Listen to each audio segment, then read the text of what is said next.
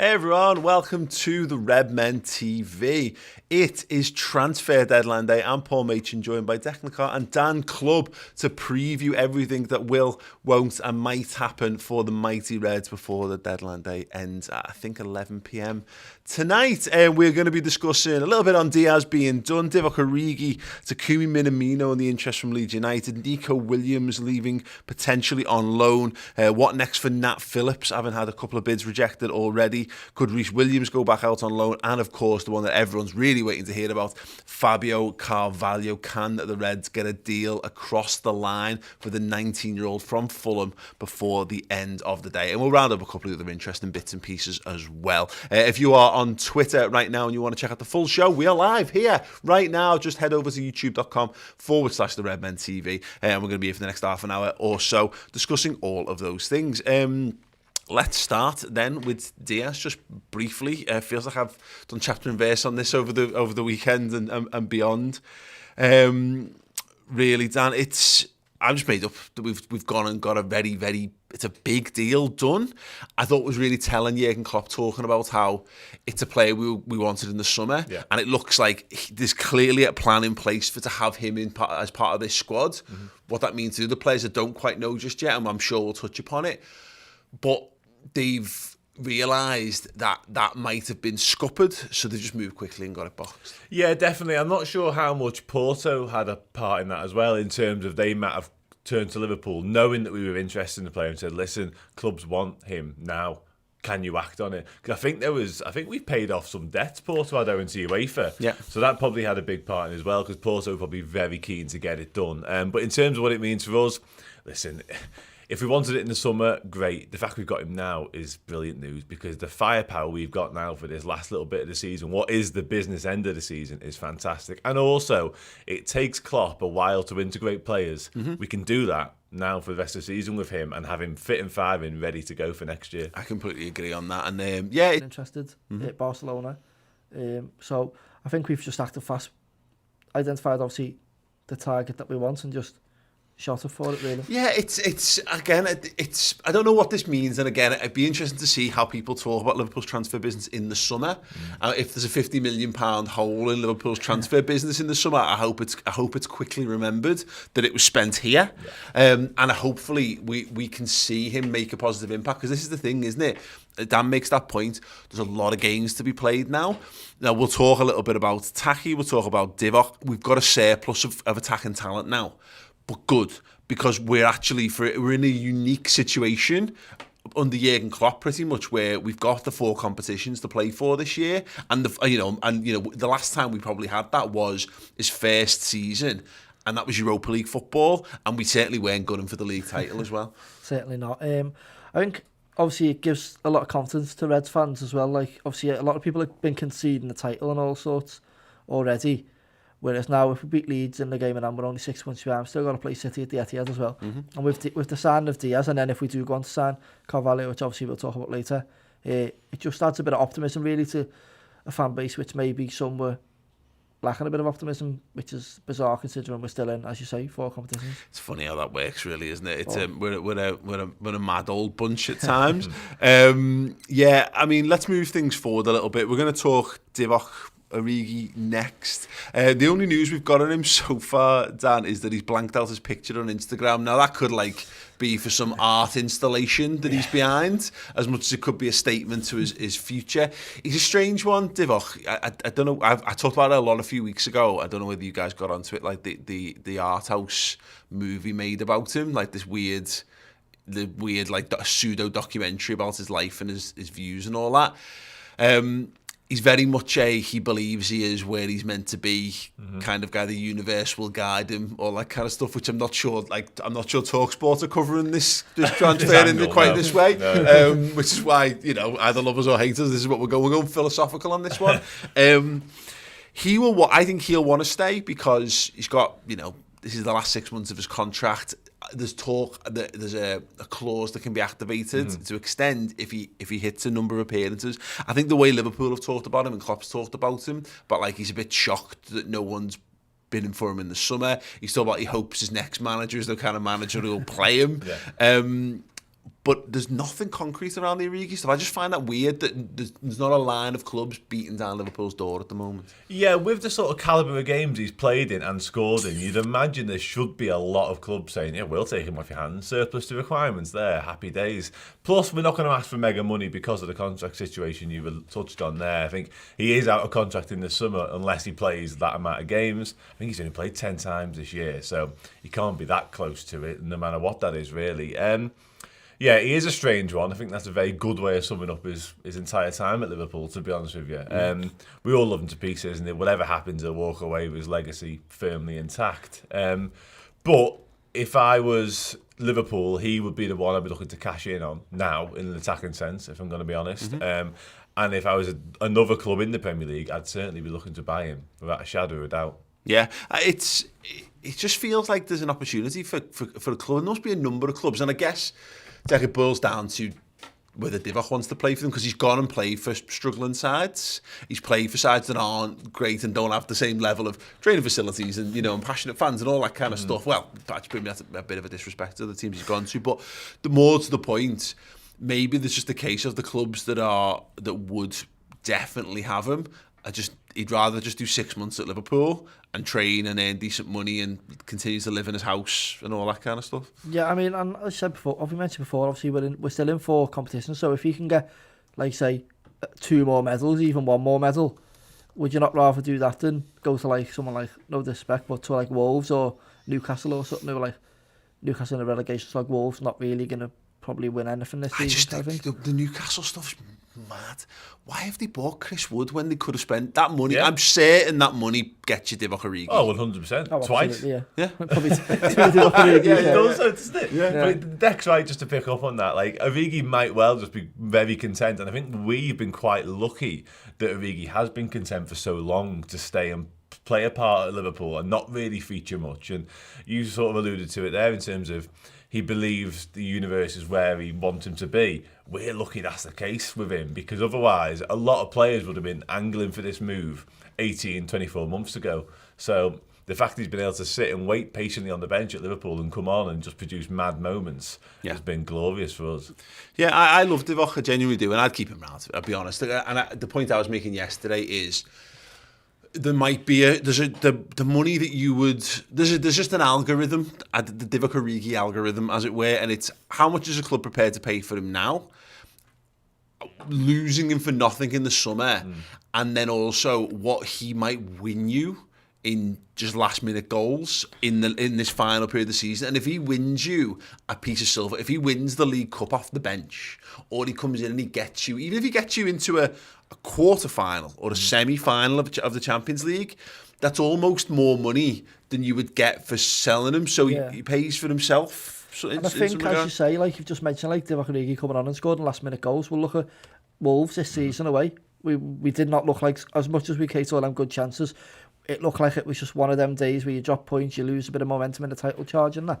But he come on and scored that, I think it was the 94th minute winner. So say that could obviously end up winning us the league if we beat City by 3 points to the league title. Yeah. But also, who says he's not going to do it again if we keep him around?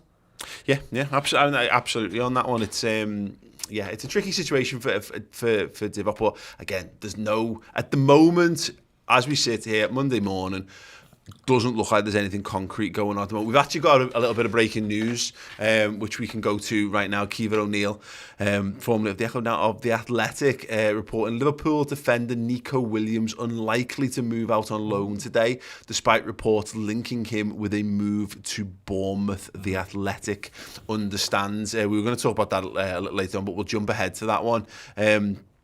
Dan, he apparently cut short a holiday in Dubai to discuss his options with his representatives. Nico Williams has been a really unusual case, I think, over this last 8 months or so, going back to the summer. He was at the Euros with Wales, and there's a lot of talk about him wanting to move. This surprised me, because it seemed very much the word this morning, and we've seen tweets this morning, Neil Jones kind of put it, it seemed very likely he was just going to complete this Bournemouth loan move. That felt to me like a weakening of the squad, because yes, game time for Milner at right back, and we know he's capable. Conor Bradley, I think, is still a little too soon for him. Nico is, I think he's he's really grown this season. You know, not loads of opportunities, and he got a little unlucky with injury, I think, at early doors. But yeah, I wouldn't like to see him go out on loan at the moment. No, I'd probably agree with you. I think he's done well when he's been called upon. Obviously, he gets that assist in the 5-0 at Watford. He does really well against Leicester in the Cup as well. So he has been impressive. This has always felt like, and you touched on it there, him wanting to go and play football, which you can't really knock him for. He's probably looking at the situation at Liverpool, and he's added a bit of versatility to his game now, which gives us more options. He's played more advanced. He's played from the left. But he wants to play football, you can just tell. And he's looking at Trent and thinking, I've got absolutely no chance. And rightly so you can't really blame him. Yeah, and he's getting a lot of Welsh pressure, isn't he, Dec? You know, he's going away into that camp. And it's mad because I think you get this a lot of times from countries like Wales, and the managers say, needs to play, he's in my plans. Fuck off. Yeah. Like, I'm sorry, it's Wales. Like, and a great country, great people.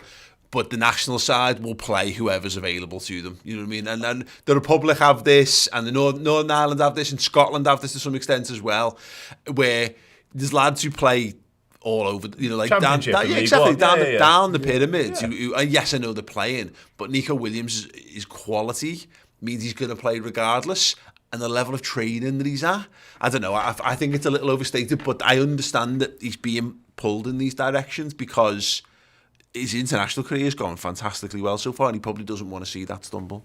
Yeah, I think it comes back to what Dan said, really. Like, he's probably looking at Trent and thinking, I'm not getting in past you, am I? Let's be honest.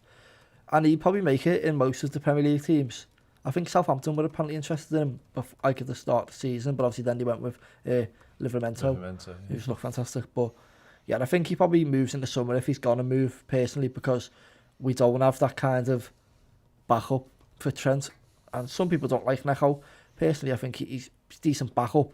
No, not more maybe, but he is decent backup, do you know what I mean? But I just can't see him moving because it just weakens us. Yeah. We got a little bit to come with some breaking news on Carvalho, which we'll talk through a little later in the show. Don't worry, we're saving the big guns, the thing we're all excited about, but we want to get through the other bits and pieces before we do get to that, of course. We have got a super chat that's come in. Let me just quickly find that. From William Rigby with £5. Thank you so much, William. Says, I think Newcastle bought Chris Wood because of their relegation scrap with Burnley, loving the stream and up the Reds. I think that's actually a really interesting point. Isn't it? Don't you? And that's why the whole thing's a bit mad, isn't it? Like Burnley choosing to weaken themselves. I mean, again, if they get it's Weghorst, I think they're trying to get over the line, isn't it? Yeah, Weghorst. Yeah, I mean, fair play, I guess. But I mean, yeah, I suppose that is correct. But yeah, Newcastle are a proper basket case, aren't they, in terms of their business? Because there's part of them, and this is why I like the Nat Phillips stuff as an example. Liverpool have had a bid. Liverpool have apparently turned down like loan offers from Newcastle for Nat Phillips. Deck. For me, he ticks Newcastle's boxes perfectly. I think he's good enough to keep them in the Premier League. But if the worst comes to the worst, and you've got him on a decent contract, he's good. He's more than good enough to get you out of the Championship as well. Absolutely, yeah. I think obviously we seen last season when he was forced to come in and play for Liverpool first team, he wasn't really phased. He looked arguably, I'd say, the better of the two out of him and Kabak. And absolutely, definitely out of him and Williams as well, obviously. So I think he's shown he can play at this level to a very good standard. He can play the ball out from the back, which I think is what Eddie Howe wants as well. So I can't see why Newcastle wouldn't go all out for him myself. If you can get him for they're getting Dan Burn for 13 million odd. Yeah. I'd argue he's as good, if not better, especially playing the ball out and stuff. Well, that's interesting because there's obviously a lot of benchmarking that goes on in transfers and stuff. Liverpool apparently looking for between 12 and 15 million for Nat Phillips. I don't think it's an unrealistic sum because, of course, the market's been stretched. And Man United did this. Well, Liverpool did this with Van Dijk, and then Leicester did it by absolutely taking United to the cleaners with Harry Maguire. But then, of course, Ben White being added to that from Arsenal. 50, wasn't he? Yeah, exactly. So I think there's we always do this with Nat Phillips. We always damn him with faint praise rather than just saying he's a really good centre half. I said this when he was having that run last season. If Liverpool had owned him 15 years earlier, he would be a nailed on starter for Liverpool. It's just that footy's moved on and Liverpool have moved on and Liverpool's level has changed a little bit in that time.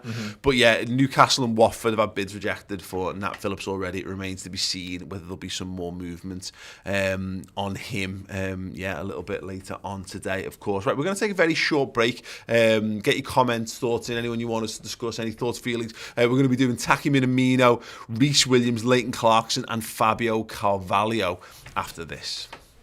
Hey guys, there's only a few days left now for you to make sure you are in our prize draw to win this. A signed print by Liverpool captain Jordan Henderson celebrating his 10 years as a Liverpool player. There are only 25 of these in existence and we are giving one of these away at the end of January. If you want to be in the mix to win it, all you've got to do is be a Redmen Plus Club Legend subscriber. Head on over to theredmentv.com, sign up as a Club Legend and you will get access to our amazing content, and you'll also get a few added bonuses too, including access to our Discord chat and of course entry into every single one of our monthly prize draws. This month's prize, like I say, is this amazing Jordan Henderson print. So if you want to be in, you've only got a few days left to sign up, so make sure you go and do it now.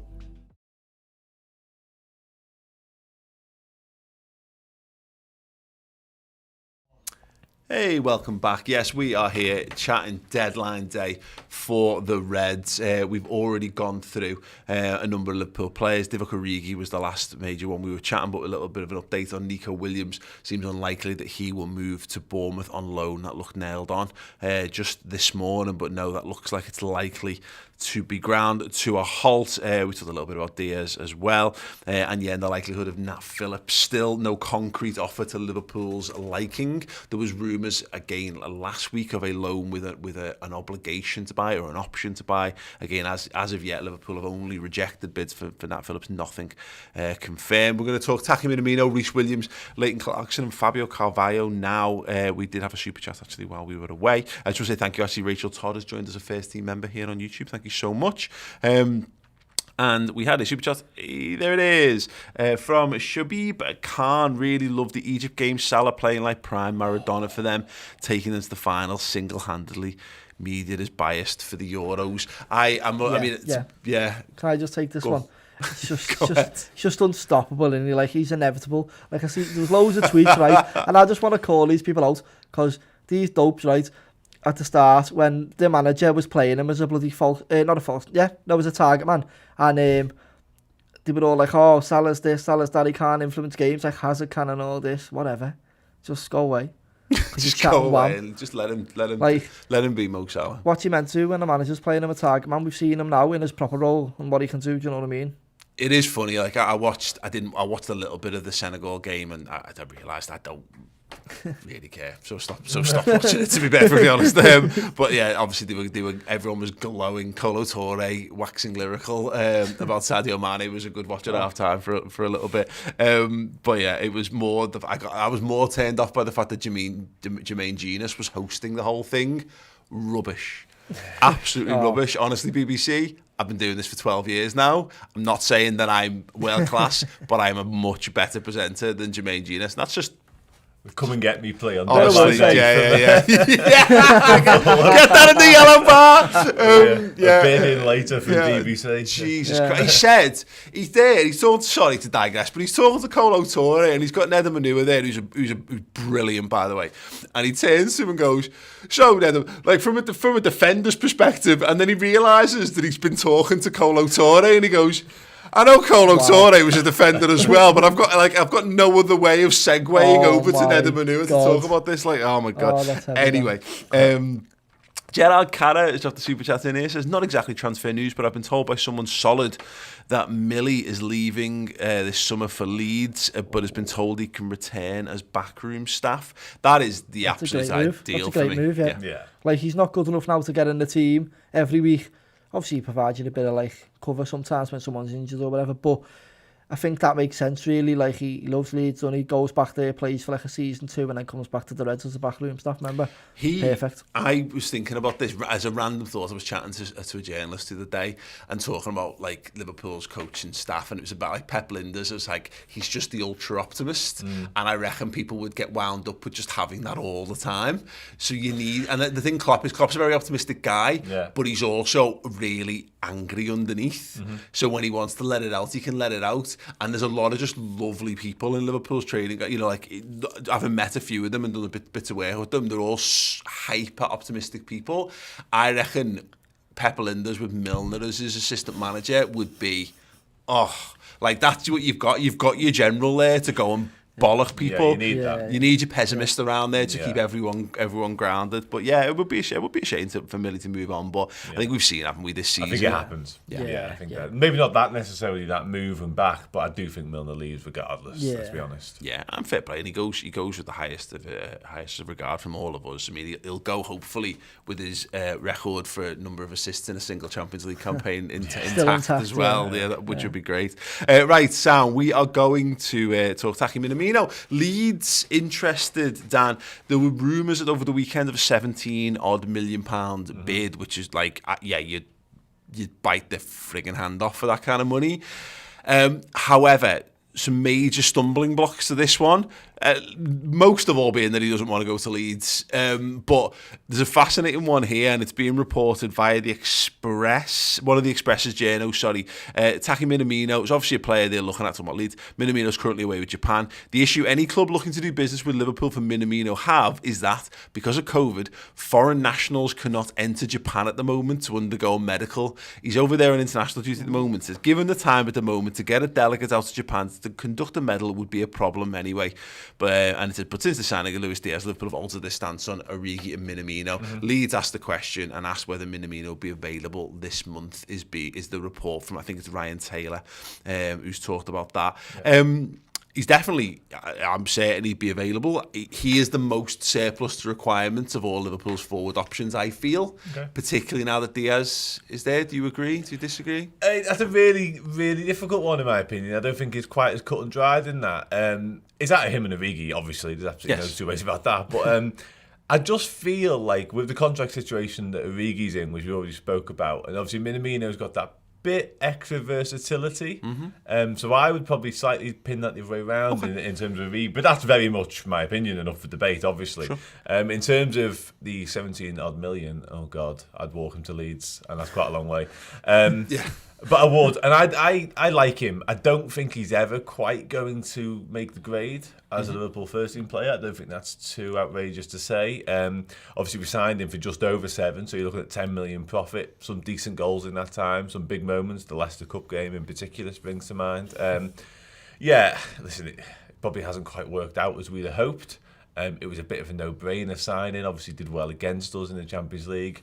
You obviously look at the market we're signing from as well. You know, you do well out there regardless. But yeah, there are complications obviously in getting any deal done. We were relatively fortunate that we acted on the Diaz deal a couple of days ago and not today. Yeah. Because getting out to South America and doing all that in a day would have been almost as difficult as that. You know what I mean? So we've acted swiftly and got it done. Don't know if Leeds will be able to do the same. Obviously, we've seen Minamino go on deadline day last year. When we brought in Kabak and Davis, we saw Minamino go to Southampton. So maybe something similar happens. I just don't see us losing both Origi and Minamino. I think it's one or the other. I think there's major conversations to be had around who goes out of our existing forward options, and it might extend beyond Minamino and Origi. But I would be surprised if both of them Liverpool players come to start of next year. I mean, Divock's contract is up, so unless they do something, unless he plays every game between now and the end of the season, that's going to be a hard one to get across the line. It's just Taki just doesn't really fit, does he? He's got it's a bit Shaqiri in that he doesn't actually fit our system. But the thing that Shaqiri had going for him was that he had a quality about him. You could bring him in and you knew he'd have an impact. And maybe I'm being disrespectful because Minamino scored, I was joking before in the office, he scored more goals for Liverpool and in this season alone than a lot of lads who I consider to be like cult heroes of mine. You know, and we've had songs for lads worse than Taki Minamino. Joe Cole had a song, for fuck's sake. You know, so Yeah, I don't know. Where'd you fall down on what Liverpool? I mean, he's the Carabao Cup Messi, isn't he? But you know, that's about. Yeah, it's unstoppable. But that's about all it's really come to. Like, he hasn't really kicked on in the league, even after the loan at Southampton, which I think was like meant to like toughen him up and get him used to like the rigours of Premier League football. But he hasn't really kicked on apart from in like the Carabao say. I know we got that tap in against Arsenal, but like I would have scored that looking the other way. You know what I mean? So. Yeah. But yeah, I think if either of them were here at the start of next season, I'd be very surprised. But I think I'd also be very surprised if either of them moved today, with how tight the deadline is. And also just like, if one of these, like say Diaz and Jota are both injured at the same time, then you've only got 3 options then, and it's like, you maybe need that extra man. Yeah, I mean, look, we've seen it. The only thing with Minamino, of course, is that we've seen this month, Dan, he's not really in consideration for that right-hand side. And look, even when Salah's back, Salah will play it obviously more often than not. And he's clearly behind all the other lads in the pecking order for centre-forward and for left-hand side. He's behind Jota, he's behind Firmino, and they in themselves are sometimes behind other lads. Yeah. So, yeah, if he's got a long-term future at Liverpool, we hoped this might be the tell to see what that was like, and it hasn't been really. I mean, 4 goals and an assist in 5 games in the League Cup in 387 minutes worth of footy is absolutely astonishing. Yeah, but it's the rest of the form that's not so astonishing, really. Yeah, you're dead right. And there's been times, since he's been at the club whereby you're looking at the bench almost to try and impact the game and change the game, and Klopp overlooks Minamino a lot. Yes. Even when he's making that attacking substitution, he'll do something else to try and influence the match, and it's very rarely Minamino, and that's pretty telling and damning of where he's at, in my opinion. And this month in particular, you mentioned it there, Origi was injured all month, and we had the AFCON lads away, and we still barely saw Minamino, and that pretty much sums up his Liverpool career. And I don't believe he has a long-term future at the club. I just don't see where he fits. Although you obviously mentioned the forward line there.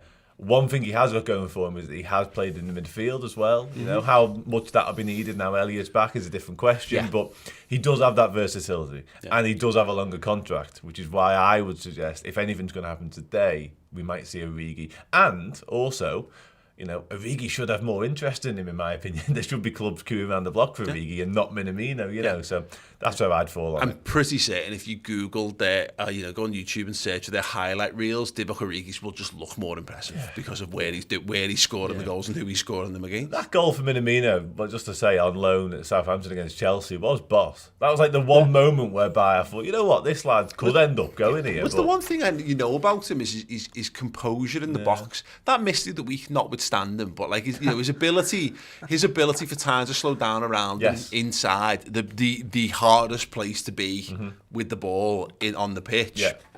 Is quite uncanny, but we'll have to see on that one. Scott Hawks has sent a super chat in $37.50 Scott, thank you so much. An exciting transfer window. I've been grinning for days. Thanks for all the content. I'll add more depending on add-on clauses. Cheers. Boss. 37.5. That's the fee for Diaz. Yeah. There you go. Absolutely astonishing. Yeah. Good work, lad. Good work, Scott. That's brilliant. Went over my head completely. I'll have to admit.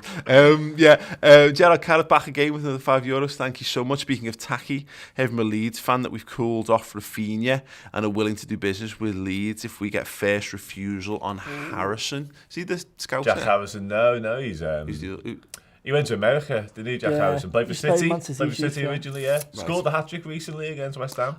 Decent player. But the Rafinha point is a really interesting one, actually, because you always wonder when a club, Liverpool, sells someone to Leeds, whether they're saying in that conversation, we'll be back for Rafinha. The Minamino stuff. Yeah. We'll be back for Rafinha in the summer. Because you do favours like that potentially. And what goes on. Well, you know what I mean? You always say, people talk about we've got a great relationship now with the Red Bull group because of Naby. Yeah. Whereas at the time, if you remember, initially there was a lot of bad feeling around that, but that's been smoothed over with the transfer. We've got a good relationship with Porto because of Marko Grujic moving that way. You're right. So that is a very interesting point. Thanks so much for bringing that one to the table there. We've got a couple of points to get through. Then Reece Williams, Sheffield United being linked. The words I'm hearing on this one is if Nat goes, Reece will stay. If Nat stays, Reece will go. And I think that makes pretty reasonable sense. Yeah. That's how it felt when Reece Williams came back from his loan, didn't it? It felt like he was coming back as the makeshift fifth choice if needed. Yeah. Obviously, Sheffield United have already got Ben Davis, so I didn't know you could loan two players from the same club. Obviously, you can in the Football League. Yeah. There you go. I know you can't do it in the Premier League, but I think he probably should go if possible. Yeah, I feel a bit sorry for him. We've had that a couple of times, haven't we, lately, where over the last couple of years where players have gone with all the best intentions, club seems a good fit, and then it just doesn't quite work out for them. But there's a good player there, and his development won't be harmed by having half a season in and around Liverpool's first team. See what he can do. Leighton Clarkson likely to stay. That's again what we're hearing at the moment on Leighton Clarkson. He had his loan cut short at Blackburn. It doesn't look like there's anything on the cards for him back out again. But yeah, you never know, that might change late doors. So look, let's talk Fabio Carvalho. We had a latest, and it was from Carl Markham.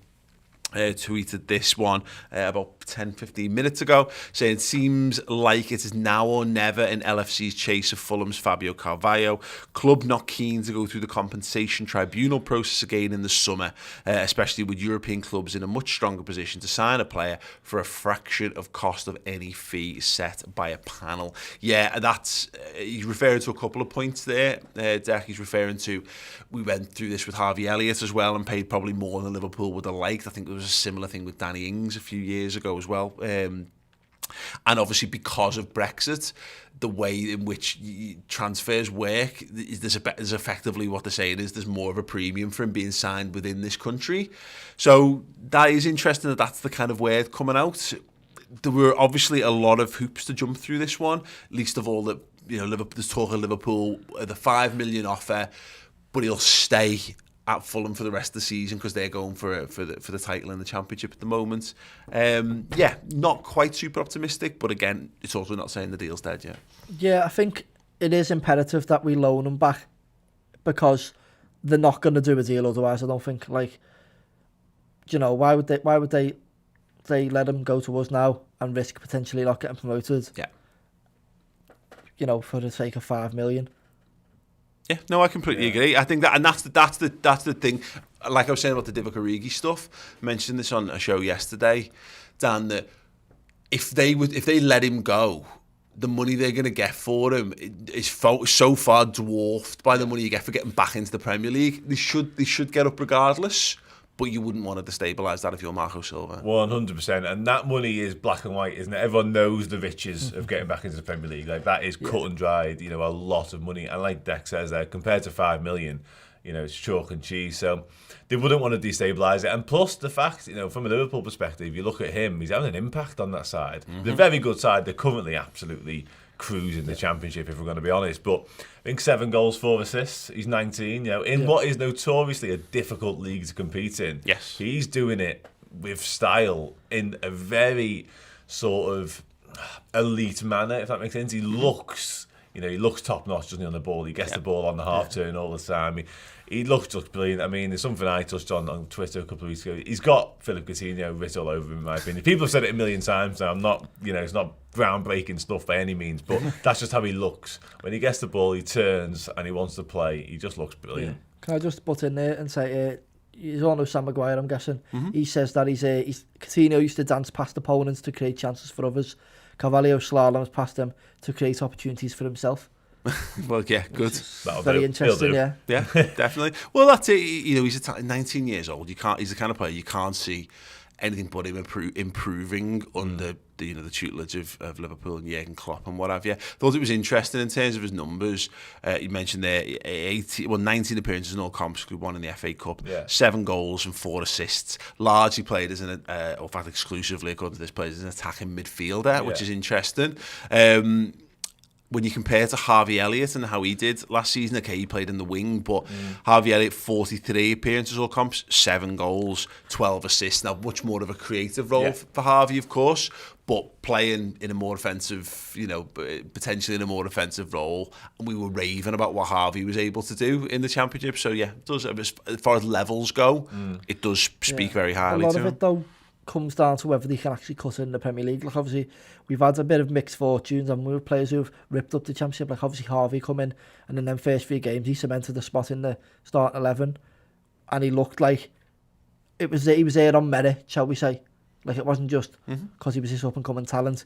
He literally slotted into the midfield almost seamlessly. But then we've had the likes of I don't know, it's gone now. Well, there's plenty of examples of lads Harry we've Wilson sent. and stuff, We've sent lads on loans like to the Championship. Some of them do really well, some of them don't do well. It's tough. You can't know, and that's why age is an important thing. The fact that he's young, and again, just having an eye for goal and the dribble and stuff, and it'll come. There'll be a process in place that they'll have an idea, hopefully, of how his development will go. Liverpool are very good at this. I've got to say, also in recent times, Liverpool's recruitment doesn't miss very often, does it? Which is why we're so excited about the Diaz signing, and we're allowed to be excited about the potential Carvalho signing. The whole compensation stuff's interesting. I had a feeling Liverpool wouldn't fancy that route again because it got quite messy. I don't think Fulham do either, though. Well, they wouldn't, would they? Yeah. Before, they felt quite. Obviously, we felt like we paid a lot for Elliot. I think they felt a bit burned by it, really. Yeah. But what I do want to say is, I've seen a lot of fans coming for Liverpool on Twitter saying, like, and even Liverpool fans, some of them saying, like, we're not planning for the future effectively. Once Klopp goes, Liverpool are going to be in the dust again and all this. Well, I think a lot of them now, I've seen a couple of tweets last night, and a lot of them are worrying now and saying Liverpool are like going under the radar. This is the way you do recruit. A lot of Man United fans were like, under Fergie, this is exactly what we do. We'd recruit like quality youngsters under the radar, and then obviously they come unbelievable.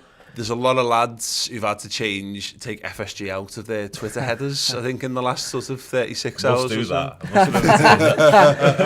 I think it's one of them, and I think whichever side you're on of that fence, personally, I'm in the middle. Like some of the things they do wrong, some things they do right. So, and put it this way, like they're not. owner. You could have exactly. You could have many worse owners. Let's put it that way.